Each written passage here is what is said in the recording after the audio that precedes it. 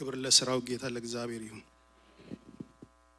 ምህረቱን ቸርነቱን አብስቶ ጥበቃውን አብስቶ ዛሬ ላይ ስላደረሰን ክብሩ ለሱ ይሁን። ዛሬም ደግሞ ከሱ ለመማር በዚህ ስፍራ ተሰባስበናል። ልባችንን እንከፍታለን። የልባችንን ፑልፒት እንከፍትለታለን።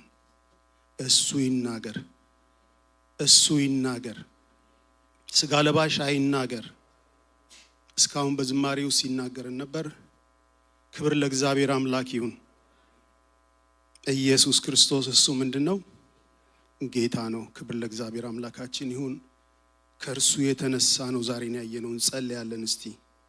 ክብር ለሥራው ጌታ ለእግዚአብሔር ይሁን። ሃሌሉያ።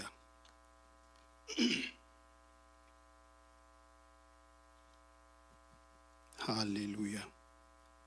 ከእግዚአብሔር ቃል አንድ ስፍራ ነብና ከዛ በኋላ እንጸልይና እግዚአብሔር እንደፈቀደና እንደወደደ ይናገረናል፣ ያስተምረናል፣ ይመክረናል፣ ይገስጸናል፣ ያጽናናናል ብዬ አስባለሁ። በጌታ በኢየሱስ ስም አነባዋለሁ። መጽሐፈ ምሳሌ ምዕራፍ 15 ቁጥር 3 ላይ የእግዚአብሔር ዓይኖች በስፍራ ሁሉ ናቸው፣ ክፉዎችና ደጎቹን ይመለከታሉ ብሎ የእግዚአብሔር ቃል ይናገራል። ክብር ለእግዚአብሔር አምላክ ይሁን። እግዚአብሔር አባት ሆይ እናመሰግናለን፣ ከፍ እናደርጋለን። ክብርና ምስጋና ላንተ ይሁን። የዘላለም አምላክ እግዚአብሔር አምላክ ሆይ ካንተ ተጠብቀን በዚህ ስፍራ መተናል። አባዬ ሆይ እንዳመጣጣችን እንድትናገረን፣ እንደመጣን እንዳንመለስ፣ ከኔ ድካም ከኔ ስንፍና የተነሳ ያንተን ሐሳብና ፈቃድ ሳላስተላልፍ እንዳልቀር፣ ነገር ግን ምህረትና ቸርነት እንዲያግዘኝ መናገር የምትፈልገው እንድትናገረን፣ እኛ የምንፈልገውን ሳይሆን አንተ የምትፈልገው እንድትናገር በጌታ በኢየሱስ ምን ጸልያለሁ። እግዚአብሔር አባት ሆይ ቃል ተገኘን በላውት ለልቤ ሐሴትና ደስታ ሆነልኝ ተብሎ እንደተጻፈ በቃል ውስጥ ያለውን ሐሴትና ደስታ እንድንለማመድ በቃል ውስጥ እንድትረዳን በኢየሱስ ምን ጸልያለሁ። በጌታ በኢየሱስ ክርስቶስ ስም ይጉባኤ እንዲፈታ ጸልያለሁ። የጨለማ ጉልበት የተመታ ይሁን፣ ያጋንንት አሰራር የፈረሰ ይሁን፣ ተጽዕኖ ሁሉ የተሰበረ ይሁን። በእግዚአብሔር ዕውቀት ላይ የሚነሳ የሰው ሐሳብ በጌታ በኢየሱስ ስም አፈርሳለሁ። በጌታ በኢየሱስ ስም አፈርሳለሁ። በጌታ በኢየሱስ ስም አፈርሳለሁ። እግዚአብሔር አባት ሆይ አሁንም ምህረትና ቸርነት ለኔና ለዚህ ጉባኤ እንዲሆን ጸልያለሁ። በፊት ምንም አይነት ኃጢአት እንዳይገኝ፣ አንተን ከመስራት እንዳያቆምህ፣ የኔና የወገኖቼ ኃጢአት በደል መተላለፍ ቢኖር በከበረው ደም የታጠበ የነጻ ይሁን። በኢየሱስ ደም የታጠበ የነጻ ይሁን። እግዚአብሔር ሆይ ቃልህ መዶሻ ነው፣ ቃልህ እሳት ነው። ድንጋይ የሆነውን ልባችንን መዶሻ የሆነው ቃል እንዲፈረካክሰው፣ ገለባውን እሳት የሆነው ቃል እንዲበላው በኢየሱስ ስም ጸለይኩ። ስትናገረን ምን ሰማበትን ጸጋ አብዛልን። እኔም መግለጥ እንደሚገባኝ እንድገልጥ እርዳኝ። የሚገዳደረኝ የጨለማ ተጽዕኖ ያጋንንት አሰራር በኢየሱስ ስም መታውት፣ በጌታ በኢየሱስ ስም መታውት። እግዚአብሔር አባት ሆይ ፈጽሞ እንቃወማለን። ዘግይተው የሚወጡ አጋንንቶች በኢየሱስ ስም የታሰሩ ይሁኑ፣ በኢየሱስ ስም የታሰሩ ይሁኑ። ማርተኛ መንፈስ በኢየሱስ ስም የተመታ ይሁን። የአስማት የድግምት የጥንቆላ ስራ መናፍስቱ ያሰራር በጌታ በኢየሱስ ስም አፈረስ ነው የፈረሰ ይሁን። በዚህ ሰዓት ከህዝብ ላይ ቀንበር በኢየሱስ ስም ይሰበረ። የበሽታ ጉልበት በኢየሱስ ስም ይሰበረ። የበሽታ ጉልበት በኢየሱስ ስም ይሰበረ። ማንኛውም ተጽዕኖ በኢየሱስ ስም ይጠረገ። እብቅ ባውሎ ንፋስ ተጠርጎ እንደሚወሰድ ዛሬ በጌታ በኢየሱስ ስም ጠረግነው ይጠረገ። በጌታ በኢየሱስ ስም ጠረግነው ይጠረገ። በአንድ መንገድ ይመጣሉ፣ ኃይላቸውን አስተባብረው ተመተው በሰባት መንገድ ይበተናሉ ተብሎ እንደተጻፈ ለዚህ ጉባኤ የተመደቡ ኃይላቸውን አስተባብረው ጉልበታቸውን አስተባብረው የመጡ በጌታ በኢየሱስ ስም ይመቱ። በጌታ በኢየሱስ ስም ይበቱ። በጌታ በኢየሱስ ስም ይበተኑ።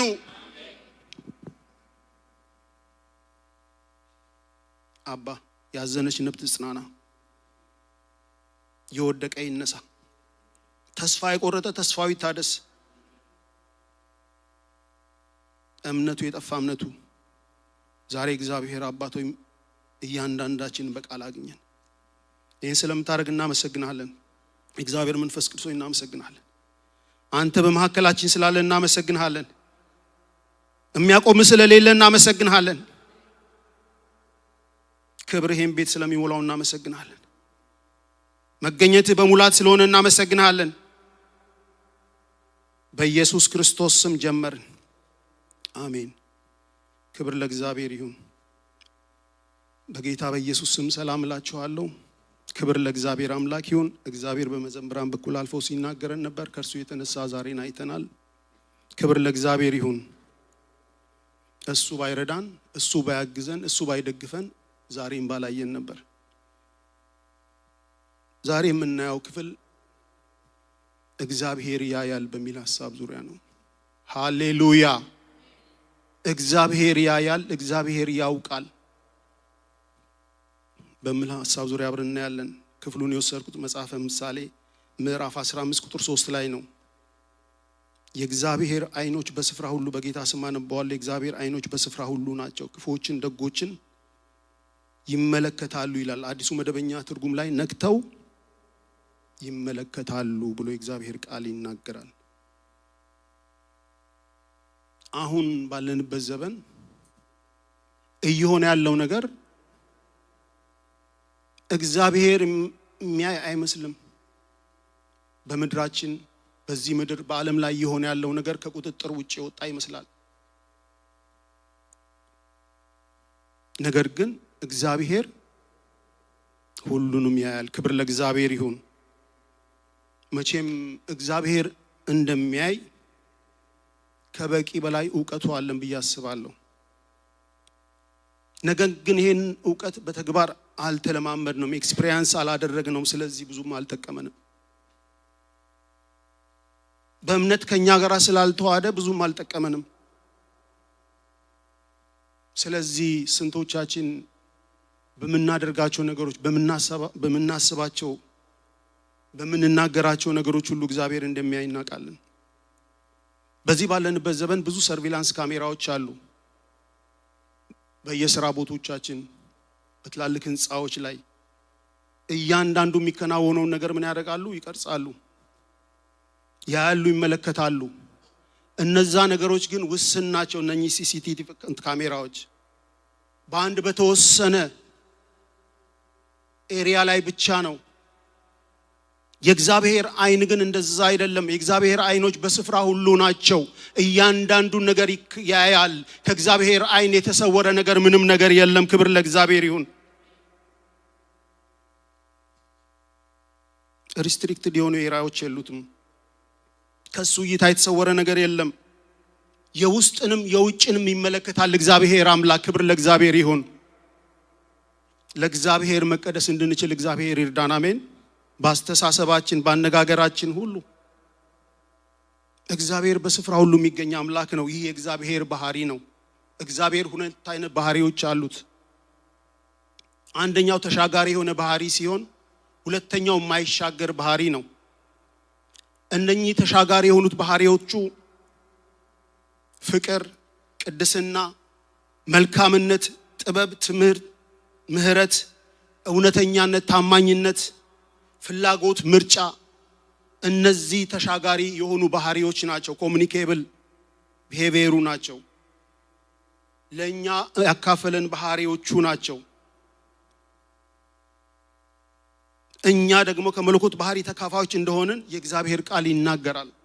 መነሻችንም ማስረጃችንም የእግዚአብሔር ቃል ስለሆነ ሁለተኛ ጴጥሮስ ምዕራፍ 1 ቁጥር 4 ላይ ስለ ክፉ ምኞት በዓለም ካለው ጥፋት አምልጣችሁ ከመለኮት ባህሪ ተካፋዮች በተስፋ ቃል እንድትሆኑ ከምን ከመለኮት ባህሪ ተካፋዮች በተስፋ ቃል እንድትሆኑ በእነዚያ ክብርና በጎነት የተከበረና እጅግ ታላቅ የሆነ ተስፋን ሰጠን ብሎ የእግዚአብሔር ቃል ይናገራል። ክብር ለእግዚአብሔር አምላክ ይሁን። ከመለኮት ባህሪ ተካፋዮች ነን። እነኚህ ተሻጋሪ የሆኑት ባህሪያቶቹ በእኛ ሕይወት እንዲታዩ እንዲገለጡ እግዚአብሔር አምላክ ይፈልጋል። እግዚአብሔር የማይሻገሩ ባህሪያቶች አሉት።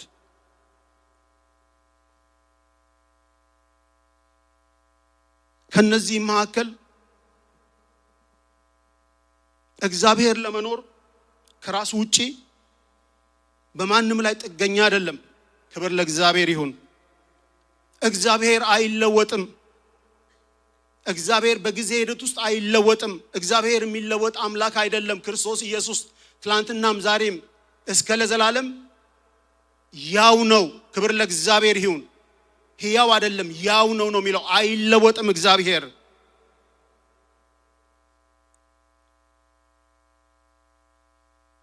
እኔና እናንተ የምናመልከው አምላክ የሚለወጥ አምላክ አይደለም። መንገድ አስጨምሮ ሐሳቡን የሚቀይር አምላክ አይደለም። አቅም ጉልበት የሚያንሰው አምላክ አይደለም። እግዚአብሔር በጊዜና በቦታ አይወሰንም። እግዚአብሔርን ሂድና እንለውም ወገኖቼ። እሱ ሰማይና ምድርን የሞላ አምላክ ነው። አንዳንድ ጊዜ ና እንላለናልም ስንጸልይ በሰውኛ ቋንቋ ስለሆነ ብቻ ነው እንጂ እግዚአብሔር ምድርና ሰማይ ሳይፈጠሩ በፊት የነበረ ያለ የሚኖር አምላክ ነው። ሃሌሉያ። ናሂድ አይባልም። አሜን። እሱ በሁሉም ስፍራ የሚገኝ አምላክ ነው። ይሄ መለኮታዊ ባህሪው ነው። በሱ ዘንድ የሚገኝ ብቻ ነው። እሱ ሁሉን አዋቂ ነው።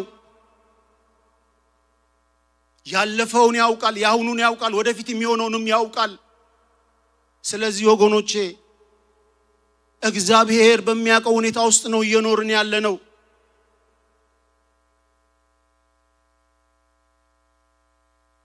ሁሉን ቻይ አምላክ ነው። ይሄ አንደኛው ባህሪ ነው። የፈቀደና የወደደውን ያደርጋል። ከልካይ የለውም።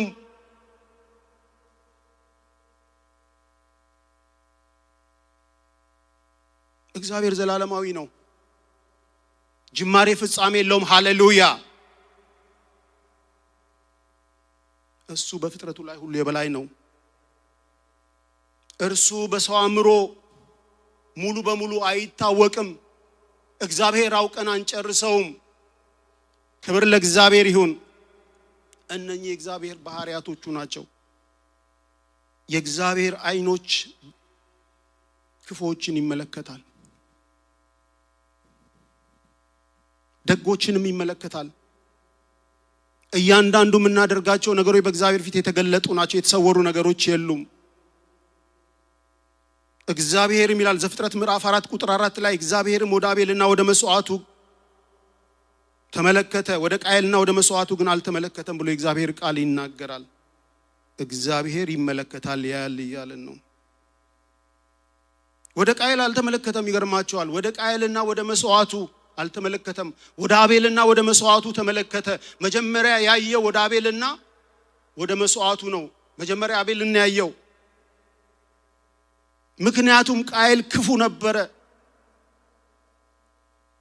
ያቀረቡት ነገር ያላቸውን ነገር ነው። ያ ችግር ያለበት ብዬ አላስብም።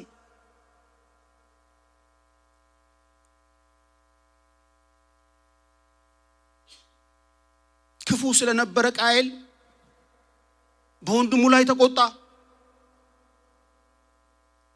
ይሄ የክፉ ሰው ባህሪ ነው። ፌበር አገኘ፣ ሞገስን አገኘ። እግዚአብሔር አምላክ የሱን ነገር ተቀበለ። እርሱን ሊያናድደው ሚኖር ሊናደድ አይገባም። ፊቱ ሊጠቆር አይገባም። ምክንያቱም የእግዚአብሔር ቃል እንደዛ ብሎ ይናገራል። አንደኛ ዮሐንስ ምዕራፍ 3 ቁጥር 12 ላይ ከክፉ እንደነበረ ወንድሙንም እንደገደለ እንደ ቃየል አይደለም። ስለምን ገደለው? የገዛ ስራው ክፉ፣ የወንድሙ ስራ ጽድቅ ስለነበረ ነው ይላል። የገዛ ስራው ክፉ ነበረ፣ የወንድሙ ስራ ግን ጽድቅ ነበረ። ስለዚህ በቅናት ተነሳስቶ ወንድሙን ገደለው። እግዚአብሔር ክፉዎችን ይመለከታል እያልን ነው።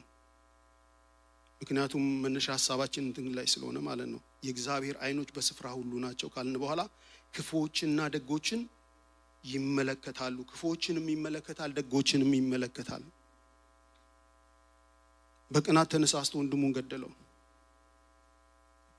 ወገኖቼ ቅናት ካልተጠነቀቅን ካላስቆምናት ወንድምን እህትን ያስገድላል። ከዚህ እግዚአብሔር ይጠብቀን። አሜን። ወንድሞቻችን አንዳንድ እህቶቻችን በእግዚአብሔር ሞገስ ሊያገኙ ይችላሉ። የነሱ አገልግሎት ሊወጣ ይችላል። ስለዚህ ከነሱ ጋር መተባበር ከነሱ ጋር መቆም እንጂ በጥላቻ መነሳት ተገቢ አይደለም። መጥላት መግደል ስለሆነ ወገኖቼ እግዚአብሔር አይን ክፎችን ይመለከታል። እግዚአብሔር የሰው ልጅን ክፋት ተመለከተ ይላል ዘፍጥረት ምዕራፍ 6 ቁጥር 5 ላይ እግዚአብሔርም የሰው ክፋት በምድር ላይ እንደበዛ የልቡም ሐሳብ ምኞት ሁሉ ጊዜ ፈጽሞ ክፉ እንደሆነ አየ ይላል። የልቡ ሐሳብና ምኞትን እግዚአብሔር ምን ያደርጋል? ያ ያለው ወገኖቼ ሐሳብና ምኞታችን ምንድነው? በዚህ ቁጭ ብለን የምናስበው ምንድነው? ሐሳባችን ምኞታችንን እግዚአብሔር ያያል። እግዚአብሔር ልብና ኩላሊትን የሚመረምር አምላክ ነው። እኔ እዚህ ቆሜ የምናገረውን ሳይሆን በውስጥ ያለውን ነገር ጠንቅቆ እግዚአብሔር ያውቀዋል። ያ ያለው ወገኖቼ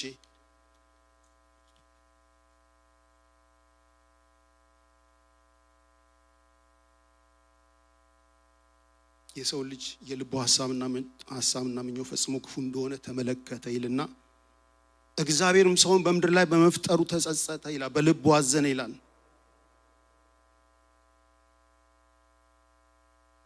ስለዚህ በምድር ላይ ፈጠርኩትን ሰው ምን አደርጋለሁ? አጠፋለሁ አለ። ኖህ ከእግዚአብሔር ፊት ሞገስን አገኘ ይላል። ለምን ሞገስን አገኘ? አካሄዱን ከእግዚአብሔር ጋር ስላደረገ ብቻ ነው።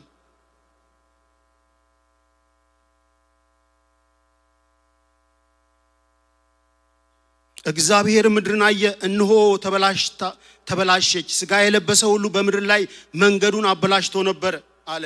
ወገኖቼ ያ ዘመን ልክ የዚህን ዘመን ይመስላል። ሰዎች ሁሉ የፈቀዳቸውና የወደዳቸውን የሚያደርጉበት፣ ከእግዚአብሔር ሐሳብና ፈቃድ የወጡበት፣ የሚበሉ የሚጠጡበት፣ የሚያገቡበት የሚጋቡበት፣ ያን በራሱ ኃጢአት አይደለም። እግዚአብሔርን የማይፈልጉበት፣ የሰው ልጅ ከእግዚአብሔር የተለያየበት፣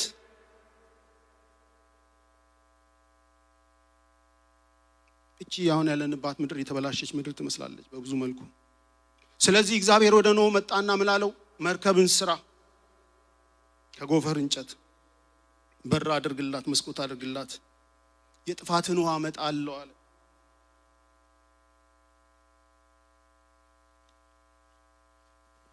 ከዛ በኋላ የሆነ ነገር ሁላችንም ታሪኩን እናውቀዋለን። በምድር ላይ 40 ቀንና 40 ሌሊት ዝናብ ሆነ ይላል። ዝናቡም 150 ቀን ቆየልና ከዛ በኋላ ምድርን ሸፈናት። ስጋ ለባሽ ሁሉ ምን ሆነ ይላል? አከተመ፣ ከጥቂቶች በስተቀር ከኖህና ከቤተሰቡ በስተቀርና ከንጹህ እንስሳት 7 አንስትና ትብት እና ንጹህ ካልሆኑ 2 ወደ አንተ ውሰድ ብሎት ነበር።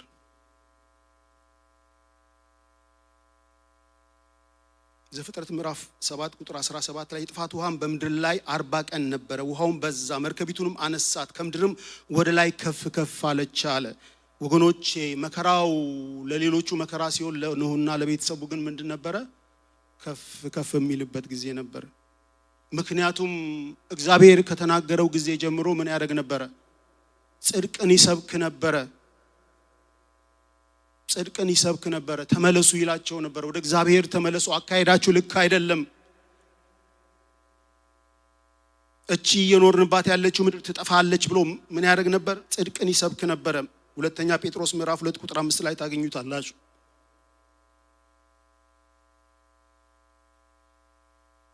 እኔና እናንተ ወገኖቼ በዚህ ምድር ላይ ስንኖር ወገኖቼ ይሄን እውነት እንድንናገር እግዚአብሔር ይፈልጋል። እግዚአብሔር እንድንናገር ይሄን እውነት ይፈልጋል። ጽድቅን እንድንሰብክ ይፈልጋል። በዚህ ጊዜ በዚህ ዘመን እኔና እናንተ እንድንኖር እግዚአብሔር ያደረገን ይሄን እውነት እንድንናገርም ጭምር ነው። ሂዱ ተብለናል።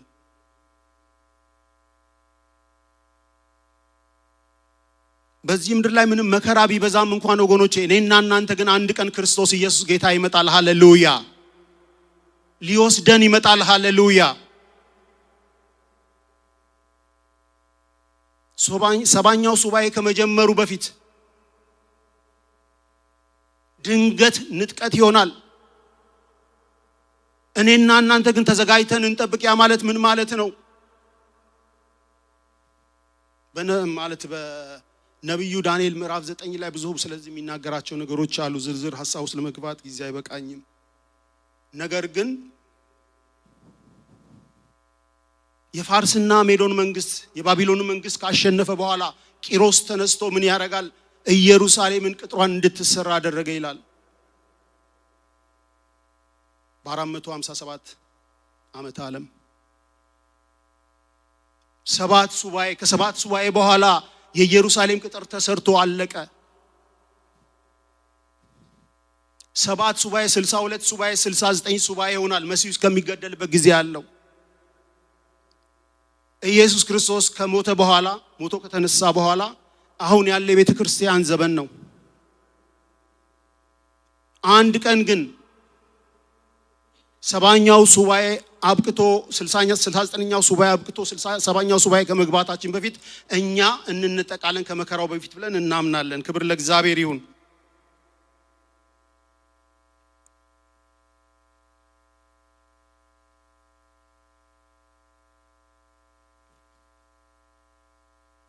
እግዚአብሔር ይርዳን። አሜን።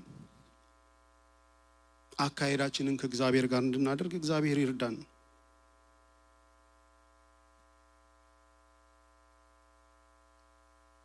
ውሃውም 150 ቀን በምድር ላይ ያሸነፈ ይልና ከዛ በኋላ እየደረቀ ይመጣል። መርከቢቱም በአራራት ተራሮች ላይ ተቀመጠች ይላል። እግዚአብሔር አምላክ ለኖህ ሲነግረው የነገረው ነገር ምንድነው? መስኮት አብጅላት ብሎታል፣ በር አብጅላት ብሎታል። ነገር ግን መሪ እንዲሰራ አልተነገረውም። የመርከቢቱ መሪ ማን ነበረ? እግዚአብሔር ነበረ። እግዚአብሔር ነበር ይመራቸው የነበረው። ስለዚህ በስተመጨረሻ ላይ መርከቢቱን በአራራት ተራራ ላይ ተቀመጠች ብሎ ይላል። ዛሬም ቤተክርስቲያን እያንዳንዱ አገልግሎት ዘርፍ መንፈስ ቅዱስ ካልመራን በስተቀር ውጤታማ የሆነ አገልግሎት ማገልገል አንችልም። ስለዚህ ለመንፈስ ቅዱስ ምን እናደርግ? እድል ፋንታ እንስጠው። እሱ እንዲመራን እንፍቀድለት።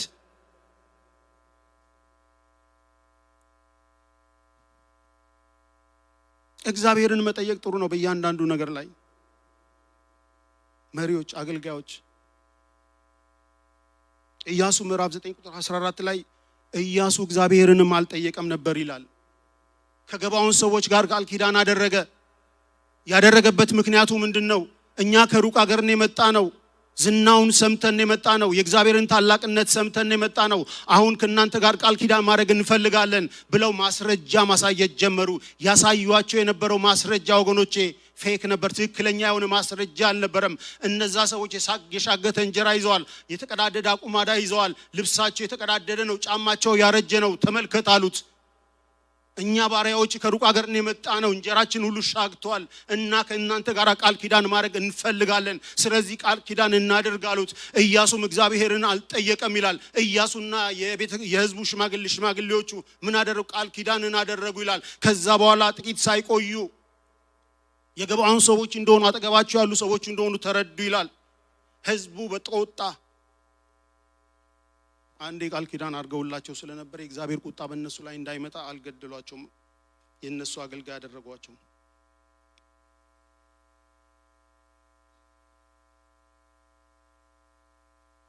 ወገኖቼ በኖህ ዘመን እንደሆነ በሰው ልጅ ዘመን ደግሞ እንዲሆናል ይላል።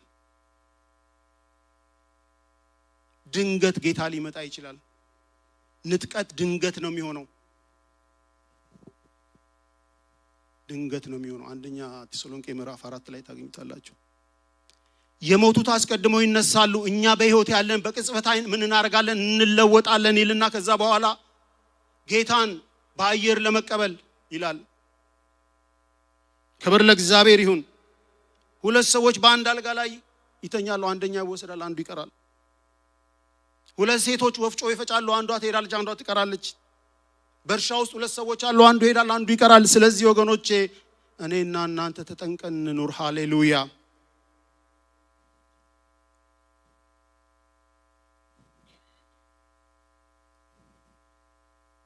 እግዚአብሔር ክፉዎች ይመለከታል። እግዚአብሔር ከክፋት ያውጣን። አሜን። መልካምን ለማድረግ የተጠራን ሰዎች ነን። እንደ ከናና አባት ካም ሰዎች እንዳንሆን እግዚአብሔር ይርዳን። ኖህም ይላል ከመከራው በኋላ መሰዊያን ሰራ። ከዛ በኋላ ገበሬ ሆነ፣ ማረስ ጀመረ፣ ወይንንም ማረሰ ይላል። ከዛ በኋላ አንድ ቀን ኖህ ምን አደረገ ይላል? ጠጥቶ ሰከረና በድንኳን ውስጥ ሆኖ ታናሽ ልጁ ተመለከተው ካም ይላል። ወንድሞቹን አባታችን ኑ ተመልከቱ ብሎ የአባቱን ገበና ማሳየት ጀመረ። እነዛ ግን ታውቃላችሁ ሁለቱ ያፌትና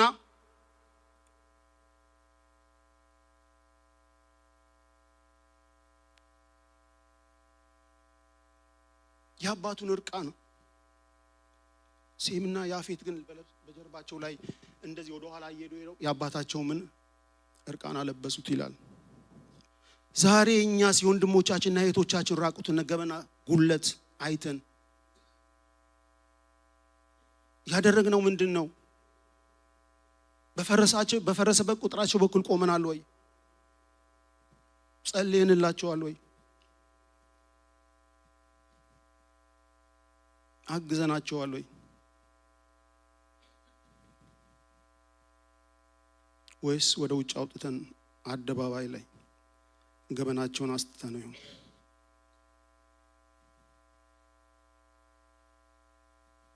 እግዚአብሔር እንደ ሴምና ያፌት የወገኖቻችንን ገበና ምናለብስ ያድርገን። አሜን። እንደዛ አይነት ሰዎች ያድርገን። አሜን። እንዲህ አይነት ልብ እግዚአብሔር ይፍጠርልን። አሜን። ከባህሪው ተካፋይ የሆነው ለዛ ነው።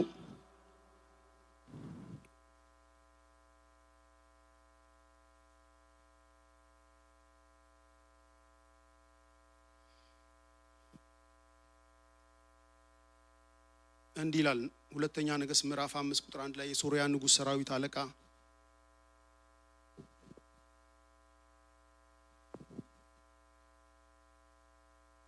ንዕማን እግዚአብሔር በእርሱ ለሶርያ ደህንነትን ስለሰጠ በጌታው ዘንድ ታላቅ ክቡር ሰው ነበረ፣ ደግሞም ጽኑ ኃያል ነበረ፣ ነገር ግን ለምጻም ነበረ ይላል።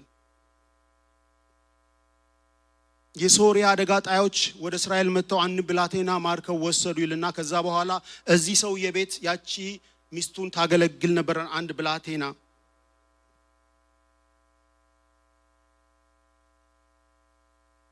እመቤቷንም ጌታዬ በሰማርያ ካለው ከነብዩ ፊት ቢደርስ ኖሮ ከለምጹ በፈወሰው ነበር አለቻት ይላል።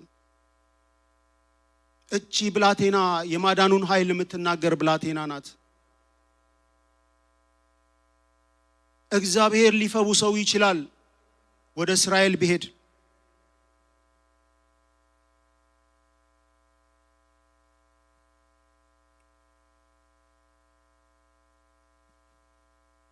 ወኖች እቺ የምትገርም ሴት ናት። ከዛ የሶርያ ንጉሥ ደብዳቤ ጽፎ ይሰጠዋል ሂድ ብሎ ወደ እስራኤል። የእስራኤልም ንጉሥ ኢዮራም በጣም ደነገጠ። ምክንያቱም እኔ እግዚአብሔር ነኝን ይሄን ሰው መፈወስ የምችል? የዚህን ጊዜ ነበር ኤልሳ ሰማና ምን አለ መሰላችሁ?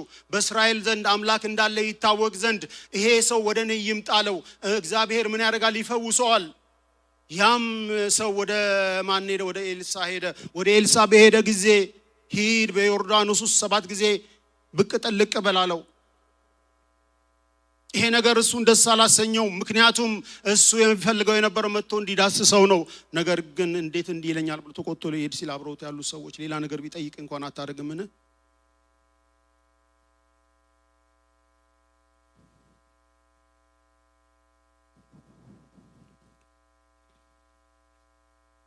እንደዚህ ያለ የደማስቆ ወንዞች ፋርፋና አባናና ፋርፋ ከእስራኤል ውሆች አይበልጡምን? አይሻሉምን? አይሻሉም እነሱ። ምክንያቱም በእስራኤል ዘንድ እግዚአብሔር አለ።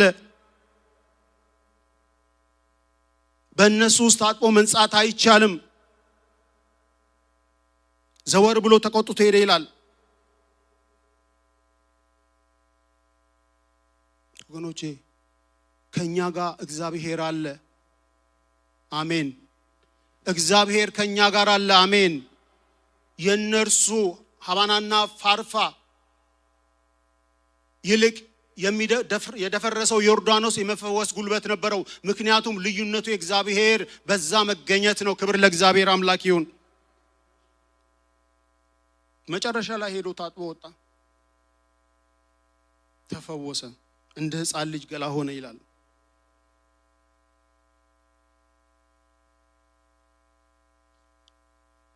መጥቶም በፊቱ ቆመና እነሆ ከእስራኤል ዘንድ በቀር በምድር ሁሉ አምላክ እንደሌለ አወቅኳል። አሁንም ከባሪያ በረከትን ትቀበል ዘንድ እለምንሃለሁ። እርሱም በፊቱ የቆምኩትን ሕያው እግዚአብሔርን አልቀበልም አለ። ይቀበለውም ዘንድ ግድ አለው። እርሱ ግን እምቢ አለ ይላል። የፈወሰው እግዚአብሔር ነው። በነፃ የተቀበለውን በነፃ ነው የሰጠው። ስለዚህ የአገልግሎቱን ክፍያ መቀበል አልፈለገም። እኔ አይደለሁም የፈወስኩ፣ የፈወሰ እግዚአብሔር ነው። ስለዚህ ካንተ የምቀበለው ምንም ነገር የለም ብሎ ባለው ጊዜ ግድ አለው ይላል ወገኖቼ። እርሱ ግን እምቢ አለ። የዘመናችን አገልጋዮች እንካ አንጣ ነው አይደለም እንዴ? እንካ ፈውስ፣ አንጣ ገንዘብ። ይህን መንፈስ እግዚአብሔር ይውጋው። አሜን። በኢየሱስ የተወጋውን አሜን።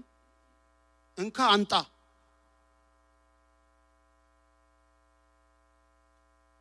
በፊቱ የቆምኩትን አለ ሕያው እግዚአብሔርን አልቀበልህም አለው። ወገኖቼ ይዞለት የመጣው ነገር ቀላል ነገር እንዳይመስላችሁ። ሕይወቱን የሚለውጥ ነገር ነው ይዞ የመጣው። 10 መክሊት ታለንት ብር ነው ይዞለት የመጣው። 10 ታለንት ማለት ለ200 ዓመት ምንም ሳይሰራ ሊያኖረው የሚችል ገንዘብ ነው ይዞለት የመጣው። በእስራኤል ዘንድ 1 ታለንት አንድ ሰው 20 ዓመት ሰርቶ የሚያገኘው ክፍያ ነው። 10 ታለንት 200 ዓመት 6000 ወርቅ፣ ያ ማለት ሲመነዘር 340 ኪሎ ግራም ወርቅ፣ 10 መለወጫ ሙሉ ልብስ ይዞለት ነው የመጣው። ነገር ግን ይሄን አልቀበልም አለ። የእግዚአብሔር ሰው ሎሌ ጊያዝ ጌታዬ ሶርያውን ንዕማንን ማረው፣ ካመጣለ ነገር ምንም አልተቀበለም። ሕያው እግዚአብሔርን በስተኋላው እሮጣለሁ ከእርሱም አንዳች ወስዳለሁ አለ። ሕያው እግዚአብሔርን ብሎ ምን ያደርጋል? የሚቀበሉ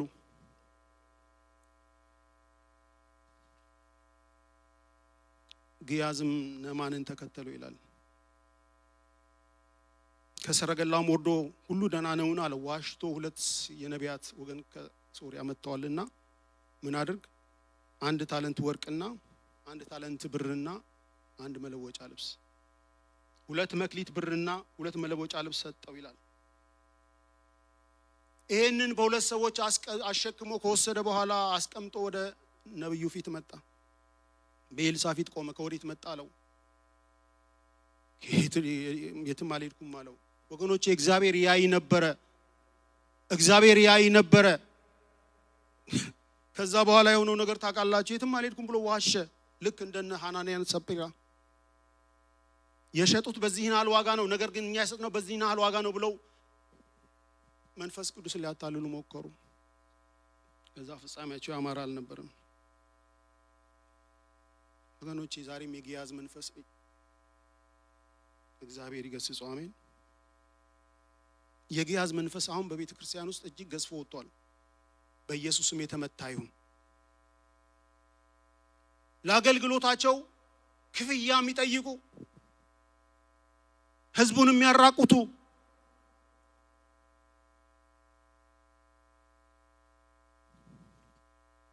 እየጨመረ ቁጥራቸው መጣውን ብዙ ናቸው።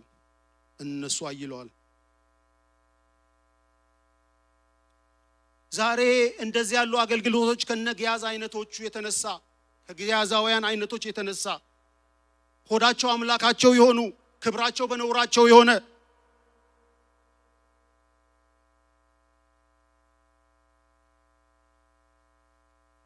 እንካ አንጣባይ የጸጋ ነጋዴዎች የተነሳ የእግዚአብሔር ስም ተሰድቧል። ቤተ ክርስቲያን ኢየሱስ ያድናል ባል መናገር አቅም አጣለች።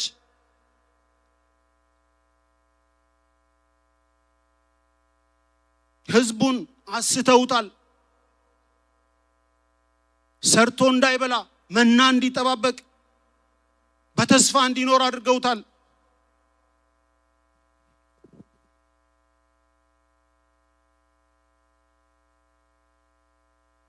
ህዝቡን ከእግዚአብሔር ቃል አይኑ እንዲያነሳ አድርገውታል።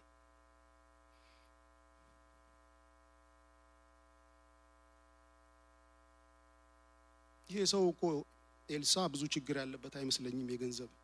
ምክንያቱም ኤልያስ መጎናጸፊያውን በሱ ላይ ሲጥል ያለውን ነገር ሁሉ ጥሎ ነው የተከተለው። በ12 ጥማድ በሬ ያርስ ነበረ።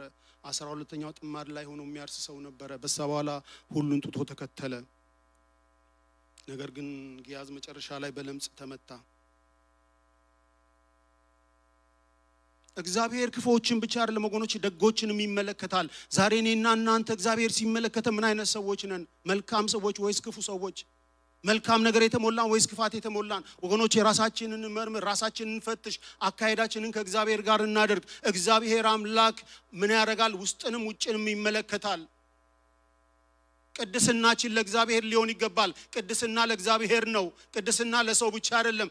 በእግዚአብሔር ዘንድ መቀደስ የቻለ በሰው ዘንድ መቀደስ አይከብደውም። ቅድስና ለእግዚአብሔር ብሎ ዘጸአት ምዕራፍ 28 ላይ ይናገራል። ብለህ ጻፍ ይለዋል። ወገኖች እግዚአብሔር ክፉዎችን ብቻ አይደለም ደጎችንም ይመለከታል። መልካም ሰዎችንም ያያል። ከኔና ከናንተ መልካምነት እንዲገኝብን እግዚአብሔር ይርዳን። አሜን። ያንን መልካምነታችንን አይተው ነው ሰዎች ወደኛም ይመጡት፣ ወደ እግዚአብሔር ቤት የሚጨመሩት። ከኔና ከናንተ ደግሞ መልካም ነገር እንዲወጣ እግዚአብሔር መልካምን ነገር በእኛ ውስጥ አስቀምጧል። ክብር ለሰራው ጌታ ለእግዚአብሔር ይሁን። አሜን።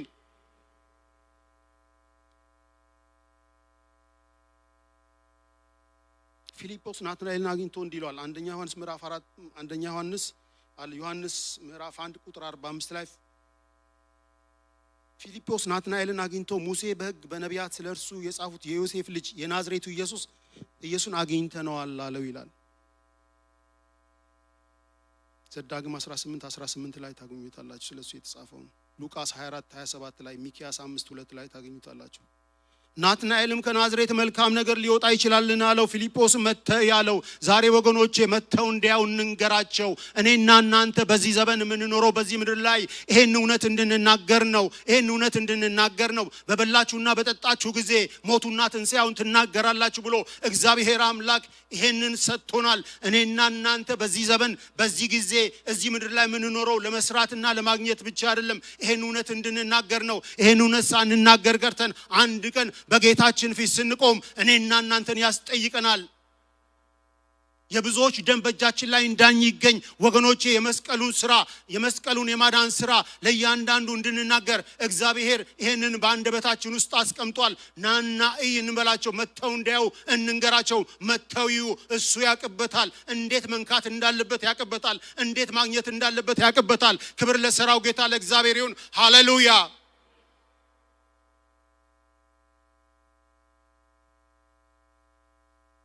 የዮሴፍ ልጅ የናዝሬቱ ኢየሱስን አግኝተነዋል አለው። ናትናኤልም እንዲህ አለው፣ ከናዝሬት መልካም ነገር ይወጣልን? ሊወጣ ይችላልን አለው። ፊልጶስ መተህ ያለው ወገኖቼ ስለ ናዝሬት ስናስብ ናዝሬት ስመጥሩ ከተማ አይደለችም። ታዋቂ አይደለችም። እንደዚህ ያለ ነገር ይወጣባታል ተብሎ የምትታሰብ አይደለችም።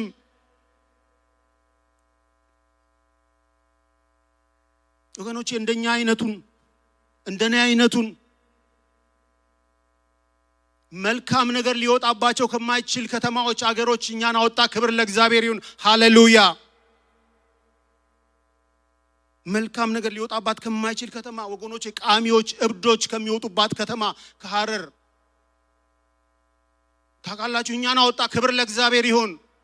ከካራሚሌ እኛን አወጣ። ክብር ለእግዚአብሔር ይሁን። ከደደር እኛን አወጣ። ክብር ለእግዚአብሔር ይሁን። ከእንዶዴ እኛን አወጣ። ክብር ለእግዚአብሔር ይሁን። የኛ ቤተሰብ እዛ ስለሆነ እንትናቸው ሃሌሉያ።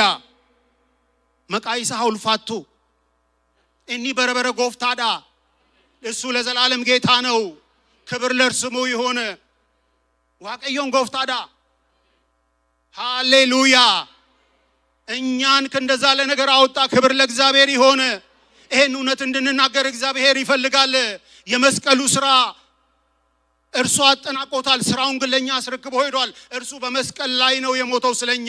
እኛም ይሄን የተሰራውን ስራ ለምን ማድረግ ይጠበቅብናል? መናገር ይጠበቅብናል። መቃይሳ ሐውልፋቱ ክብር ለስሙ ይሁን። ክብር ለስሙ ይሁን። ክብር ለስሙ ይሁን። እኒ በረበረ ጎፍታዳ እሱ ለዘላለም ጌታ ነው። ሃሌሉያ ሃሌሉያ። መተህ ያለው መተው እንዲያው እንንገራቸው። ወገኖቼ ይገርመኛል እኮ እኛን እኮ እንደሚስቃል ዘገስተ እንደዛ እኮ ነው ከዛ ከተማ የሚወጣው። በቃ እንደዛ ነበር። ይሄን የከበረ ነገር እንድንናገር ማንጠበቅ ሰዎች ነበር። ጓደኞቻችን አንድ ቀን ሄደን በማግስቱ ጫተራ ነበር የጠበቁን። ነገር ግን የሰራው ጌታ እግዚአብሔር ምህረቱን በእኛ ላይ አገነነና እኛን ምን አደረገ? ሰው አድርጎ ቁም ነገረኞች አድርጎ አቆመን። ክብር ለእግዚአብሔር ይሁን። ሃሌሉያ። ከናዝሬት መልካም ነገር ይወጣልን አሉት። መተይ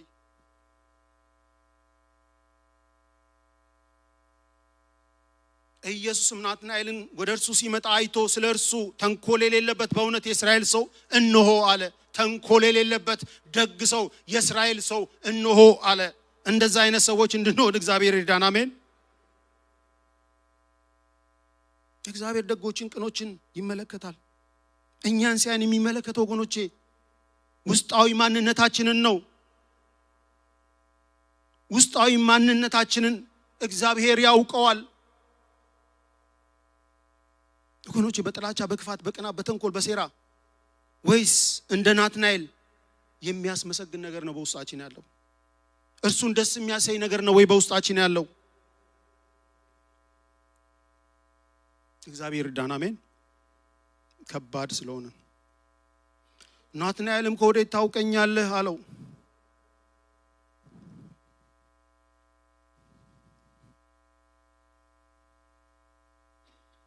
ኢየሱስ መልሶ ፊልጶስ ሳይጠራ ከበለስ በታች ሳለ አየው።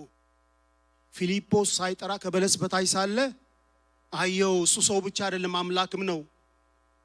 እሱ ፍጹም ሰው ፍጹም አምላክ ነው። በአንድ አካል ውስጥ ሁለት ማንነት ተገልጧል። ስለዚህ በቀደመው ዕውቀቱ ምን ያደርጋል? ያውቃል። ዛሬ በምን ውስጥ ሆነን ሳለ ነው እኛን ያየን? አላቅም።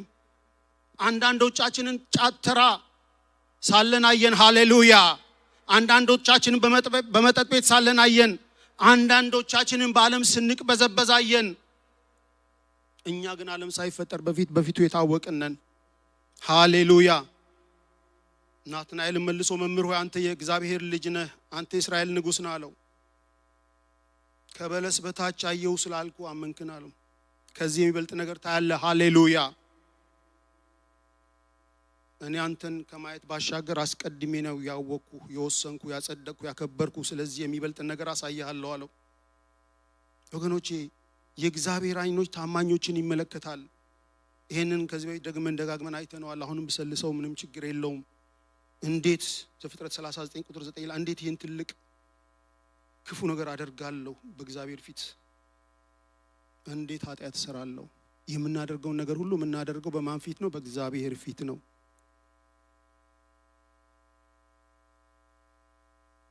ወገኖች ይሄ እውነት ገብቶን ስንለማመደው የጽድቅን ፍሬ ማፍራት እንጀምራለን። እግዚአብሔር ገና ያልተበጀው ማንነታችንን ነው ያወቀው እኛን።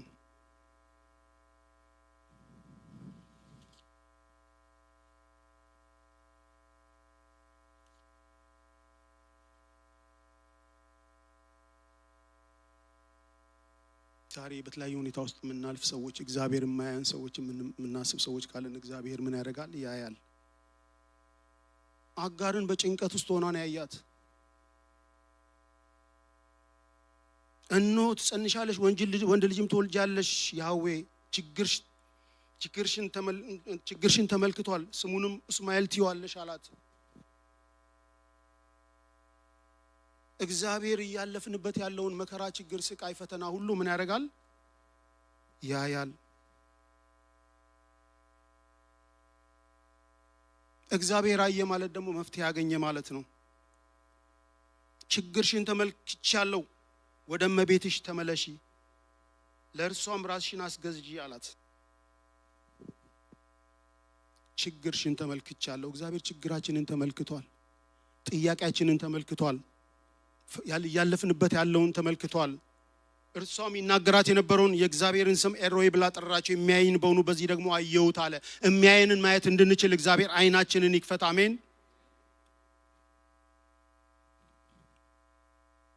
አንዳንዴ ዝም ሲል እግዚአብሔር የማያይ የሚመስልበት ጊዜ አለ። ልጁ በዛ መከራና ችግር ውስጥ እያለፈ ዝም አለው።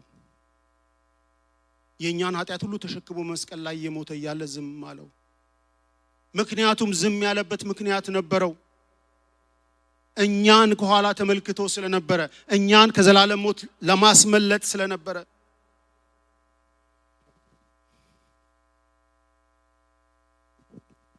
እግዚአብሔር ይርዳን። አሜን። እግዚአብሔር ሁሉን አዋቂ ነው ወገኖቼ፣ ሁሉን አዋቂ ነው። ይሄ የእግዚአብሔር ባህሪ ነው። ኢንኮሙኒኬብል ቢሄቪየሩ ነው። ሼር አያደርገውም ከሰዎች ጋር። እግዚአብሔር አዋቂ ነው ስንል ያለፈውን ያውቃል፣ ያሁኑን ያውቃል፣ ወደፊቱንም ያውቃል። ክብር ለእግዚአብሔር ይሁን። ውስጣዊ ስሜትን ይመረምራል።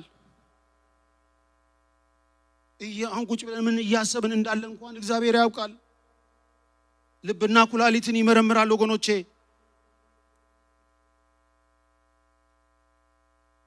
የልባችንና በእግዚአብሔር ልባችንና የልባችን ሐሳብ ወይም ደግሞ በእግዚአብሔር ፊት ያማረና አንድ እንዲሆን እግዚአብሔር ይርዳን። አሜን። አንድ እንዲሆን እግዚአብሔር ይርዳን። አሜን። ብዙ የምንቸገረው በዚህ ይመስለኛል። የምናስበውና የምንናገረውና የልባችን ሐሳብ አንድ አይደለም።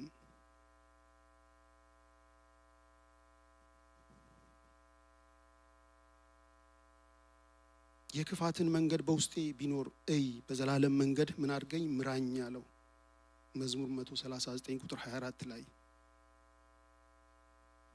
ወገኖቼ፣ የክፋት ነገር በውስጣችን ቢኖር ከዚያ አውጥቶ በዘላለም መንገድ በሆነው ወደ መንግስተ ሰማያት በሚያደርሰው በመንገዱ በኢየሱስ ይምራን። አሜን።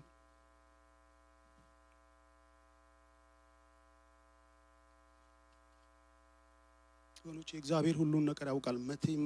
መሄድ መተኛቴ፣ መነሳት መቀመጤን፣ በየትኛውም አቅጣጫ እግዚአብሔር አምላክ የማያውቀው ነገር የለም። የማያውቀው ነገር የለም። ከአይምሮ በላይ ነው። ስለ ሰርምኔስ እንዲህ ይላታል።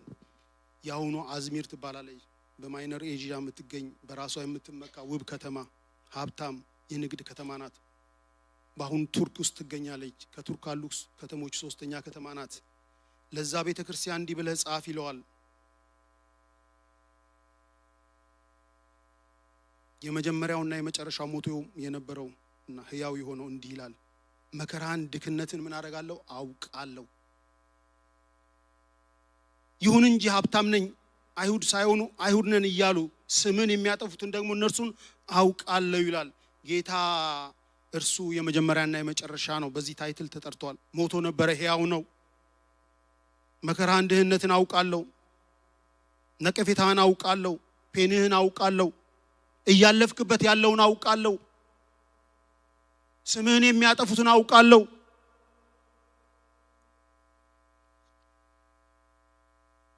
እግዚአብሔር ይርዳን። አሜን። እግዚአብሔር ያውቃል ወገኖቼ። እየሆነ ያለውን ነገር እግዚአብሔር ያውቃል። ከእግዚአብሔር ቁጥጥር ውጭ የወጣ ነገር የለም። በዚህ ምድር ላይ እየሆነ ያለውን ነገር እግዚአብሔር ያውቃል። ስለዚህ እኔና እናንተ በብዙ ልንጨነቅ አይገባም። ሀብታሙን ድሃ ይለዋል፣ ድሃውን ሀብታም ይላል። ምንም ይዘን አልመጣንም፣ ምንም ይዘን አንሄድም ወገኖቼ። ስለዚህ እኔና እናንተ አካሄዳችንን ከእግዚአብሔር ጋር እናደርግ። አንድ ምሳሌ ወደ ልቤ መጣ። አንድ ሰው ነበረ፣ ይታመምና ባለጸጋ ሰው ነው። ባለቤቱን ጎረቤት ጥሪልኝ ይላትና ጎረቤት ያሉትን ሽማግሌዎች ጠርታ ትመጣለች። ምናልባት እንኳን ከሞትኩኝ ባለቤቴ በሰንዱቅ ውስጥ ገንዘብ እንድታስገባልኝ ለአንዳንድ ነገር እዛ የሚጠቅመኝ የምጠቀምበት ብሎ ይላታል። እና እሷም እሺ ትላለች። ከዛ በኋላ በአጋጣሚ የሆኑ ሰውየው ይሞታሉ። ሀብታም ባለጸጋ ሰው ነው። ከዛ በኋላ የሆነው ነገር ታውቃላችሁ? በአራተኛው ቀን ሽማግሌዎች ይመጡና እንዴት ነው ያኔ ገና በህይወት እያለ የጠየቅሽን ነገር አደረግሽ ወይ ይሏታል። አዎ አባቶቼ በቼክ ጽፌ አስገብቼለታለሁ መንዝሮ እንዲጠቀምበት አለች። ስማርት ናት። እዛ ምንም ነገር ይዘን አንሄድም ወገኖቼ። ወዲያውኑ የስም ለውጥ ነው የምናደርገው። ባለጸጋ ሆኖ የሞተ የለም፣ ቢሊየነር ሆኖ የሞተ የለም። ሰው ሲሞት ወዲያውኑ ስሙ እንኳን ይቀየራል። ምንም ይዘን አልመጣንም፣ ይዘን አንሄድም። ስለዚህ እኛ አንድ የያዝነው ነገር አለን፣ የሚያሻግር ነገር አለ። ሃሌሉያ! እኔና እናንተን የሚያሻግር ነገር ይዘናል። ሃሌሉያ! የኛ ነገር በዚህ ተጀምሮ በዚህ አይደመደምም። እኔና እናንተ ሰማያዊ ነን። ሃሌሉያ!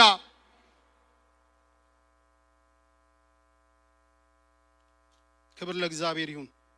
ኢየሱስ ጌታ ነው። እግዚአብሔር ሁሉን ያውቃል። እግዚአብሔር ሁሉንም ነገር ያያል። ስለዚህ ቅድስናችን ለማን ይሁን? ለእግዚአብሔር ይሁን። ክብር ለእግዚአብሔር አምላክ ይሁን። ከዚህ በላይ መሄድ አልፈልግም ጊዜ ስለፈጀ። ክብር እግዚአብሔር ይመስገን። ሃሌሉያ። ዛሬ እግዚአብሔር ያለንበትን ሁኔታ ያያል። እግዚአብሔር ያውቃል። ክብር ለእግዚአብሔር ይሁን። ጋሼን ኢንጂነር ግርማን ጋብዛለሁ እንዲጸልዩ በዚህ ሐሳብ ዙሪያ። ክብር ለእግዚአብሔር ይሁን። ኢየሱስ ጌታ ነው። ኢየሱስ ጌታ ነው። ክብር ለእግዚአብሔር ይሁን። እግዚአብሔር ያውቃል። እግዚአብሔር ያውቃል። እግዚአብሔር ያያል። ክብር ለእግዚአብሔር ይሁን። ኢየሱስ ጌታ ነው። ወደዚህ ክብር ለእግዚአብሔር ይሁን። ጌታ ይባርካችሁ። ተባረኩ።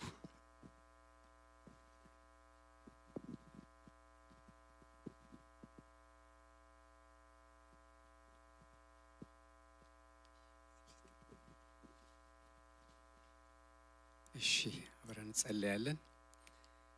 እግዚአብሔር አምላካችን እግዚአብሔር አባታችን እናመሰግናለን።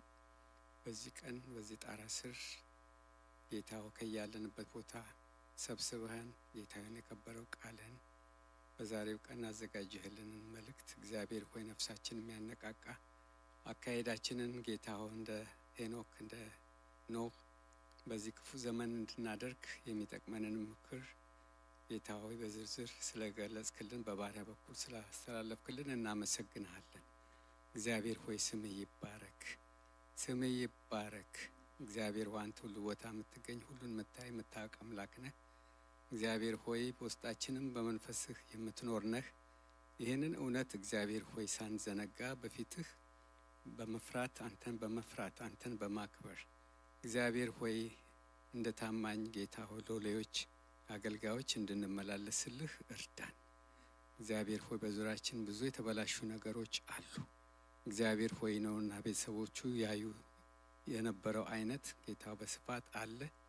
እግዚአብሔር አምላክ ሆይ ለዛ ሁሉ እግዚአብሔር ሆይ እንደ ኖህ 120 ዓመት ሰበከ አስተማረ እንደተባለ እግዚአብሔር ሆይ እኛ በሰጠህን ቀሪ ዘመናችን እግዚአብሔር ሆይ በንግግር ብቻ ሳይሆን በህይወታችን እግዚአብሔር ሆይ እንድንመሰክር እንድናስተምር እንድናሳይ እርዳን። እግዚአብሔር አምላክ ሆይ ይሄንን ባንተ ጸጋ እግዚአብሔር ሆይ እውን እንድናደርግ እለት እለት ጌታው ያንተን ፊት የምንሻ ሰዎች እንድንሆን እርዳን። በተረፈ እግዚአብሔር ሆይ አንተ ታማኝ አምላክ ነህ። አንተ ሩሩ መሐሪ አምላክ ነህ። እግዚአብሔር ሆይ በማንም የምትፈርድ አይደለህም። ደካማውን ለማበርታት ሁሉ ጊዜ ዝግጁ ብርቱ ነህ። በጎናችንም ነው ያለኸውና ስለዚህ ተመስገን ተመስገን ተመስገን እንልሃለን። ስምህ ከዘላለም እስከ ዘላለም ድረስ የተባረከ ይሁን። በጌታችን በኢየሱስ ክርስቶስ ውድ ልጅ ስም ጸለይን፣ አሜን።